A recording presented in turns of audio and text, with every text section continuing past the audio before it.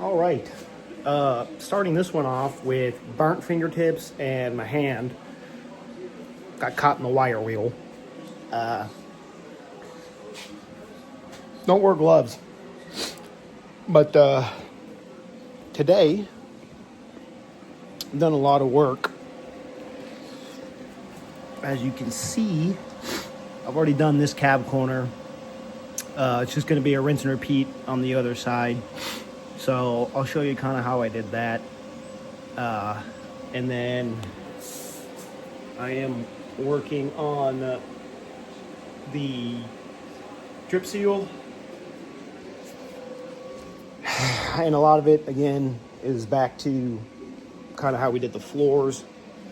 So I may not show as much of that. I will show this cab corner on how I bent it and got it to fold over and do all that other good stuff. It's pretty much the same thing. So we'll keep tacking away at this.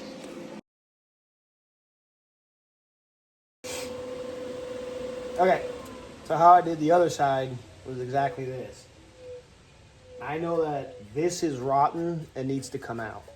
So I'm gonna cut it out eventually. But what I wanna do is start getting this piece to, kind of where I want it. Because I want to keep this edge here. Because basically, as I start welding and banging this up, I'm going to start cutting and hacking and cutting this and getting this to kiss where I want it. Well, it should give me this profile here, more or less. And it'll make it easier lining this piece up to here. It'll make a lot more sense when I start doing it. So just bear with me and you'll understand.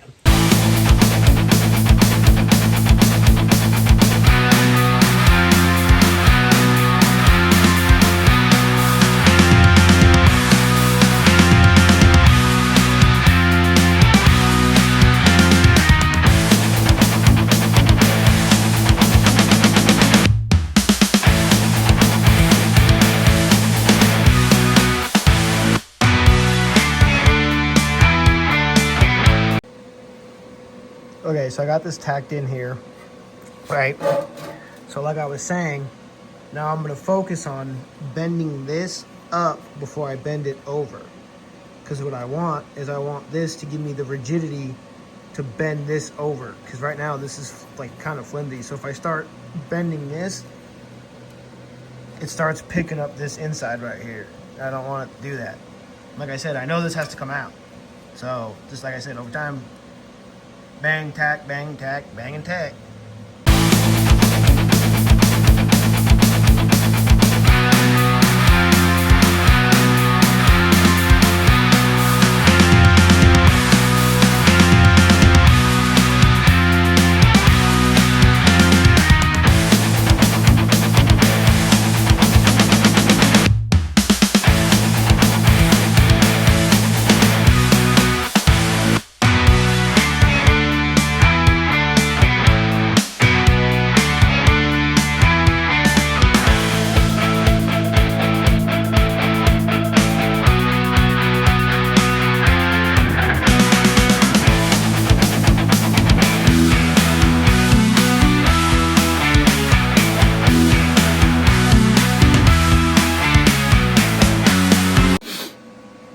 Sorry for the bad camera angle, but I'm not trying to blow my camera out. Okay, so like I was saying, sorry about that. I have the bottom more or less tacked in. I did it from the inside, so now I can come to on the outside here, weld that up to make it a little stiffer. Okay, so two options here. One, you can cut this out where you think this is going to fold in, or you can just start cutting away at this piece.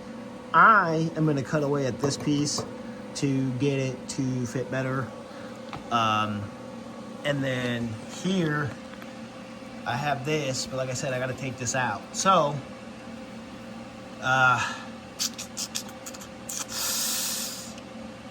I think what I'm gonna do is this. I think I'm gonna try to get this to here first before I cut any of this out, because what I can do is basically bang all this to where I want it, and then cut this and this out later and just chip it all away and then just put a new piece in like I did the other side. So, but you know, the bottom's pretty good, you know. So now I'm also using the heat from my weld because it obviously, you know, makes it a little easier. So when I have this, you know, pretty good and hot is when I like to really give it some beans. So just little things like that.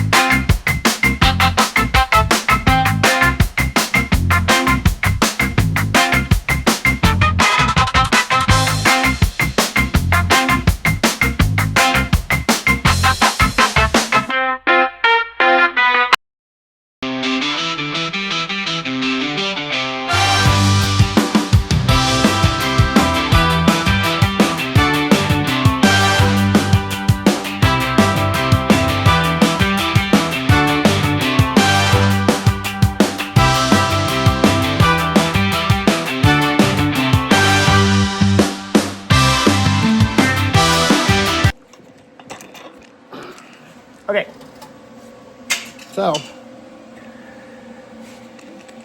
as you can see now, it's pretty much in there. It, you know, this bolt, you know, this, at the end of the day, Bondo, you know, round it off, call it good. Also, a fender is going to be right here. So cut this off and remake this, tie it all together, bam. That's all she wrote. And there you have it. After a little bit of grinding, it's not perfect. I still need to come through, fill a little bit of holes here and there. But, you know, and plus I got to hit it with finer sandpaper. But basically I remade this and just tied it all in. And now we essentially have a cab corner. Better than what it was before. So just a little bit more grinding. And then we only really have, I got the front windshield out. I really only have this left. This is, well, and I gotta finish welding that in, but I need to take my windshield out because I melted it. So, you know, of course I would. But yeah, just fill that in. And like I said, that side's done. Gotta do some welding there. I do keep forgetting to put, I need to put these plates in. Someday I'll remember, but as far as that, that's where we're at. I do need to order parts. It's probably gonna be a big hang up, so we'll see.